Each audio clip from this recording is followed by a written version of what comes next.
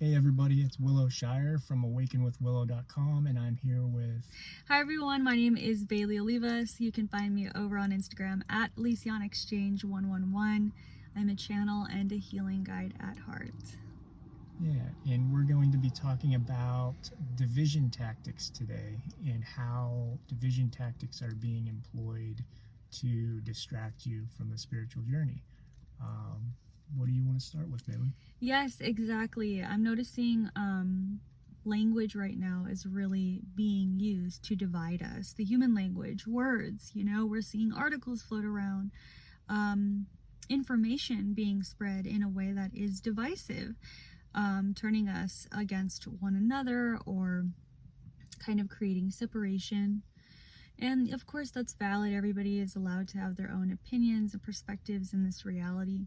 But I am noticing sometimes the spreading of information has more of a focus, a divisive focus is what I'm trying to say.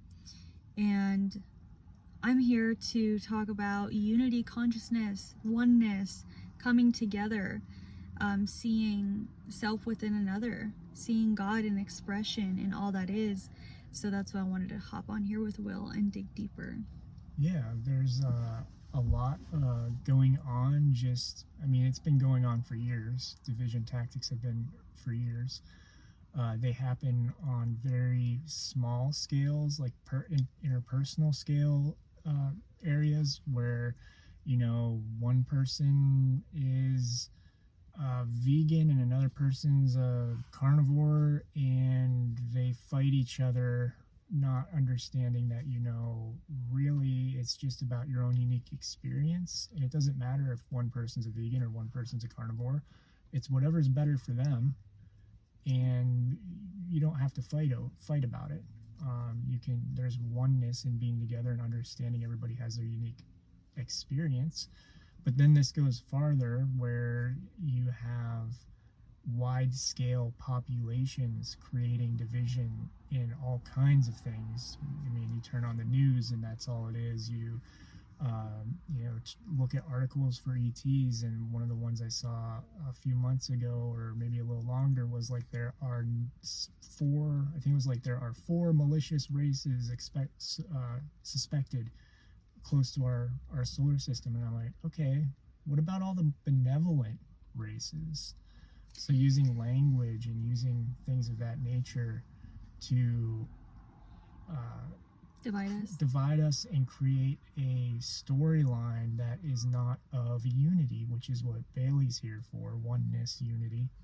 And that it's keeping us against the other and fighting. And that's why we did do a video on conscious navigation, because like Will said, everyone is at a different space in their journey. So for one, veganism may be resonant with maintaining their vessel and frequency, and then being a carnivore may be resonant with maintaining their physical health and their happiness. Everyone's at a different space at their journey, a different state of consciousness, has their own reasons, but it's important to see the I in the other and remember that you are all source in unique expression, and you are all just testing one another, mirroring one another, reflecting one another, remaining one, and just staying true to yourself and your journey. It's great to use your voice, it's great to spread information, but it's important to do that from a heart-led space, a heart-centered space, and to continue to encompass that energy of oneness, that frequency of oneness, as you go about spreading information. If the arena of information spreading calls you, you mentioned something about divisive words, articles. There was an article a while back about like four malevolent ET races are suspected. Yes, that's what they wanted to speak on. I'm channeling right now. It's similar to like how you hop on the news and you typically hear about the bad, malicious individuals, the bad things that are occurring. That type of stuff floating around too, about the possibility of bad beings. Yes, of course, that exists, just like there's bad humans that exist. What is bad? What is good? You know, there are those who are connected to Source in their journey, and there are those who are lost and not connected to Source in their journey, not validating their behaviors or negativity or darkness by any means. I'm just saying, you know, that's the one of the laws. We exist in a law where there's light, there's dark. We exist in a universe where there's light, there's dark, there's polarity, there's duality. Keeps that balance, and we all learn from this journey. But yeah, that's what they wanted to say, that, like, you know, be cautious too of other worldly concepts being highlighted in a negative way, especially as we're collectively waking up to the unseen realms. Be mindful of what's distracting, what's trying to keep everybody talking, and in the mental body, in the logic brain, in the ego, even in the spiritual ego, thinking you know better. You know, get into your heart center during this time. Yeah, and when it comes to waking to other realms, I mean, just on my journey, I've seen people divide over all kinds of things, like fairies, for example. I mean, one of the things the Christian church did was the angels who fell from heaven who were bad, they went when the took over paganism, and they used that and went, well, the angels that fell, those are fairies, now they're bad, even though the pagans knew the fairies weren't bad at all. So that, I mean, that's a very old version of division against, you know, good and bad type of thing. But that's going to potentially happen as we wake to all these other beings, dragons. I mean, unicorns. People probably aren't going to give unicorns too much of a problem, because they're pretty much peace and light. But when it comes to dragons, when it comes to galactics, when it comes to fairies, you get stuff like that.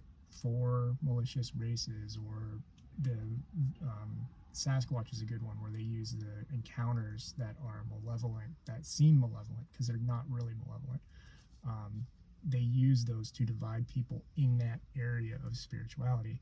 And it just doesn't apply to that area, it applies to everything. I mean, you can divide on romance, you can divide on diet, you can divide on physical wellness, you can divide on politics.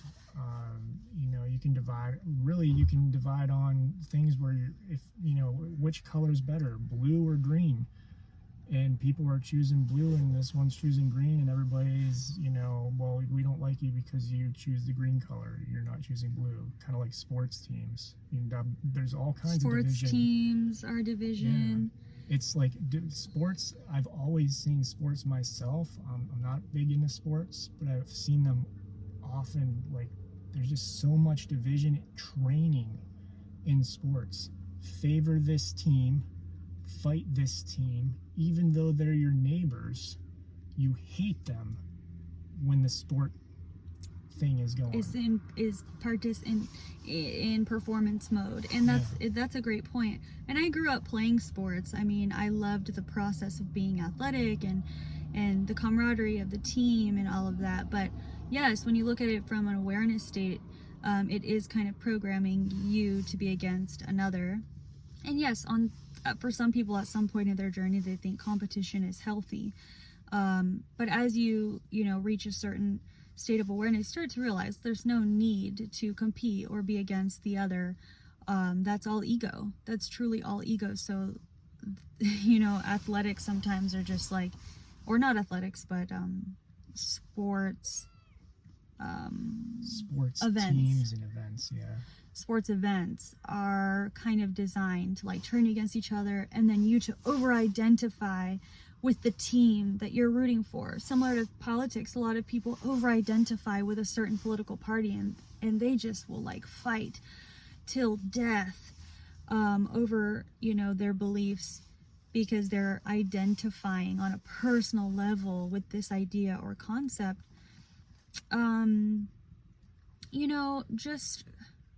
Just be mindful, back it up, be mindful of what's coming from like an ego and an I space, and what's like something that's like true to you, that's connected to your spirit, that's connected to truth on a soul level, and that's gentle, and that you can talk about without attacking another, judging another. You know, that's a unity way of expressing truth, is honoring it, but also not shaming or judging or attacking something that's opposite or different. Yeah, it's kind of like when you're taking those steps on the spiritual journey, and you start down at the, unawake space where you might be arguing more, you might be in toxic patterns, you might be drinking and drugs, whatever it is, and then you wake and you get better and better and better and better. You know, don't shame people for their choices. Honor, like, hey, I respect you for what you're doing. You feel it's best for you. That's fine. I'm going to do what's best for me. There doesn't need to be a division. You can be friends, and you can be in happy relationships and things with people who do not see eye to eye on everything. But you don't have to fight each other on them and create division. You can keep a higher vibration. The idea of division is to create fear. Going back to the sports thing, the reason you fight is because you're afraid your team is going to lose. And the whole reason to create division, like that ET article, is to create fear, to keep you trapped in lower vibrational energies of operation. So fear, jealousy, anger, hate, those types of things. And if they can keep you in that lower vibration, you're easier to control, because you can control people who are in those states and not able to think clearly and observe what's going on and say, you know what, I'm going to do me, and I'm going to let the rest of you do what you want to do. A person who can do that is unable to be controlled, because they're just going to do what they want to do no matter what, and they don't care what everybody else does. Mm-hmm. Remaining neutral. Yeah. Remaining an observer. And two, division is also when you're put in a position to be convincing, when you're trying to convince the other of something, constantly like trying to convince. That's also like a divisive tactic. You shouldn't have to project your belief onto another person to the point where you're like trying to convince them to take it on or believe it or live their path a certain way. That's also dividing you from that oneness frequency, and thinking you can accelerate the pace of another's journey, which is not your responsibility. Yeah, it's why, like with the holidays, I talked a lot about, if people are trying to fight with you, just don't fight back with them, because it's going to take you out of your frequency. Just step off to the side, do your own thing, honor yourself. You can show up to the party with your own food if you need to, if you have a different diet, but you don't have to fight with people. You don't have to tell them what you're doing is better. And I mean, in some cases, there are things where you may know and believe on an energetic level that what you're doing is better for a person's energy overall, but that's not a reason to tell them you have to do this, or this is better, and make them feel shame, or like they're not being honored in their authenticity, because their authenticity is where they're operating consciously. And you may be operating from a higher energy consciously, and they may be at a lower energy consciously. And the same is in reverse. You might be operating lower than somebody else, and they may be operating higher. And it's not for you to tell the higher operating person either, that type of stuff. We just have to honor ourselves and beware of what's creating division between the people we're interacting with.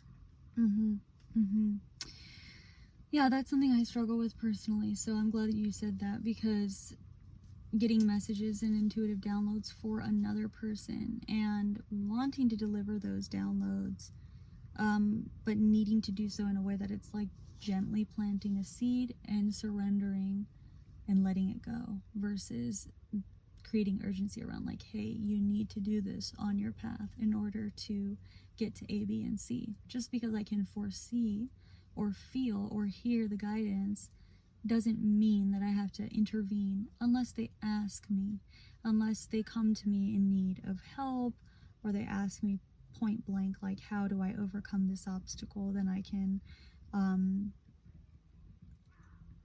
give guidance. But again, I don't need to go above and beyond planting just a seed, because then that also creates division between me and that person, separation between me and that person, because I'm pushing onto them something that they're not ready for. Yeah, I have similar experience. I know somebody who gets migraines, and for a year or two I've been planting seeds about sound frequency and grounding, knowing that would help with the migraines. And that person wasn't ready to hear it 2 years ago, and still it's kind of like, you can, when they have a migraine, I'll be like, hey, why not listen to this sound frequency? And they pass it off. And I'm just like, okay, I'm not going to argue and be like, well, you would have felt better if you did X, Y, Z, or you don't know until you try, or all this other stuff. I just go, okay, they didn't listen to it. It's not my problem. I'm just going to keep, doing my thing. And when they tell me they have it and something comes up, I'll just be like, hey, did you listen to the frequency? And plant that seed and just keep watering it basically until they're ready to accept it. Whereas if I pushed it, they would feel not in their power, because they don't necessarily feel or see the value of sound frequency. And it would make them upset, which would create a divide between us, and then could possibly make me more upset if they start attacking that value that I'm adding to them. So I just give them the value and let it be, and they can do what they want with it. And circling back to like news topics and articles and information spread, anything that's carrying a vibration of fear or warning or danger, be mindful of taking these in, because there's a way to talk about these big topics without, making the collective go into a panic state. So thank you everybody for listening and for considering this awareness on divisive tactics, and to be mindful of those during this time. Yes, thank you for listening. It's all about oneness and our own unique individual journeys, and just don't allow yourself to get caught up in the division of the world, which is a distraction from being your authentic self. Thank you for watching. Love you all. Grateful for each and every one of you. Thank you so much for watching and having me. Love you.